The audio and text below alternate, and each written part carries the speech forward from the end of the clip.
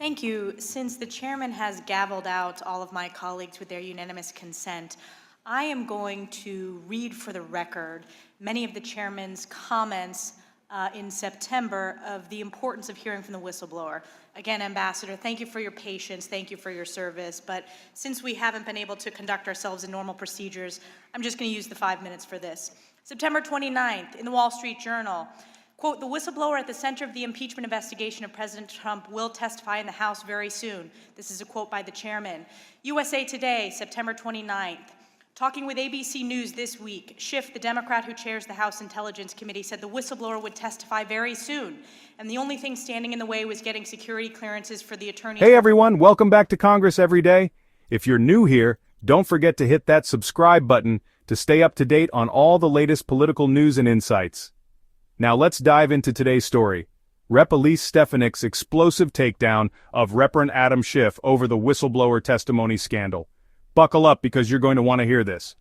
Back in September, Reverend Adam Schiff made bold claims about the whistleblower at the attorneys representing the whistleblower so they could attend the testimony.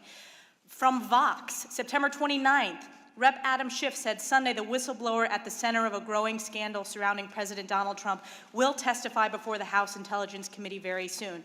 On CNN, September 29th, Schiff said Sunday on ABC as well as NBC's Meet the Press that he expects the whistleblower to testify very soon. The Washington Post at the center of the Trump impeachment investigation. According to Schiff, the whistleblower would testify before the committee very soon. Over and over again, he promised that the testimony was imminent.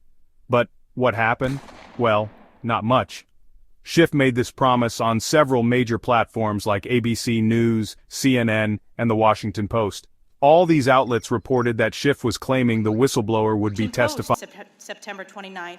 In an appearance on ABC News this week, Schiff echoed Pelosi's message. He also said he expected the Intelligence Committee to hear from the whistleblower very soon, pending a security clearance from Acting Director of National Intelligence Joseph Maguire. In the Huffington Post, Schiff told ABC's This Week that he expects the whistleblower to appear before this committee very soon. In the New York Post, quote, "We'll get the unfiltered testimony." Testifying shortly. Now, why does that matter? Because if you're a public figure and you make repeated promises to the media, people start expecting results. Schiff said that once the security clearance was sorted out, the whistleblower would be testifying without interference. Essentially, he promised unfiltered testimony. Sounds like a big deal, right? A chance for the truth to come out, unimpeded. But here's where it gets interesting. Testimony of that whistleblower. In the Washington Times, quote, "That whistleblower will be allowed to come in." These are all quotes from Chairman Adam Schiff. In Talking Points memo, the question was posed, actually this was by George Stephanopoulos, "Have you reached an agreement yet with the whistleblower and his or her attorneys about coming before the committee and providing the information firsthand?"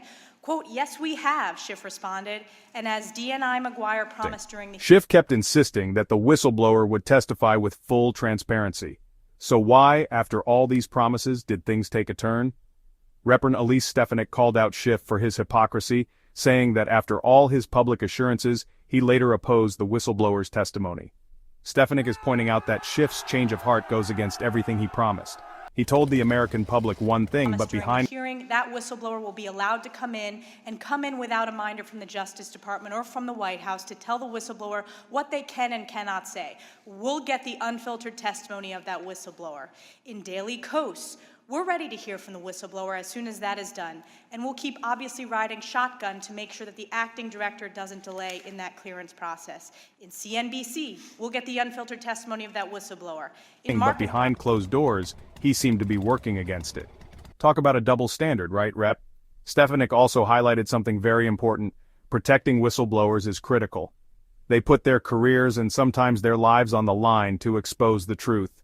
And when someone like Schiff, who repeatedly claims to champion that protection, turns around and plays political games with it, that's a major issue.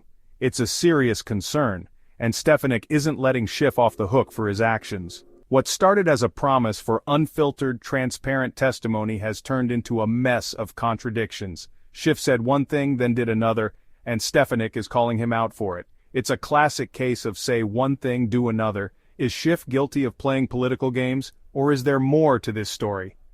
Drop your thoughts in the comments below. If you enjoyed this video, don't forget to hit the like button, and of course, subscribe if you haven't already. I'll